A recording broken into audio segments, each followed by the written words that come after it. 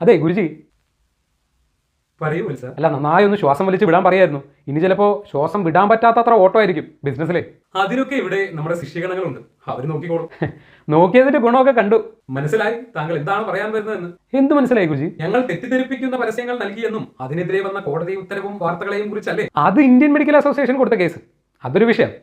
ഇനി ഇത് ആവർത്തിക്കില്ല എന്നൊക്കെ പറഞ്ഞ് മാപ്പൊക്കെ പറഞ്ഞല്ലേ. ആ എളിമയാണ് എന്റെ വിജയം. എല്ലാവരും ഇത് കണ്ടുപഠിക്കണമെന്നാണ് എന്റെ ആഗ്രഹം. എളിമയും കുളിർമയൊന്നും അല്ല, ഇത് നിയമമാണ്, അത് പാലിക്കുക തന്നെ വേണം. പുത്ര, നമ്മുടെ ഈ ഇന്ത്യ മഹാരാജ്യത്ത് ഒരു പരിധി വരെ നമ്മൾ സേഫാണ്. അതെങ്ങനെ? ഈ വസ്ത്രം കണ്ടാൽ അറിഞ്ഞൂടെ വത്സ? ആ ഉടായ്പൊന്നും ഇവിടെ നടക്കില്ല. താങ്കൾ വന്ന കാര്യം ഉണർത്തു പുത്ര.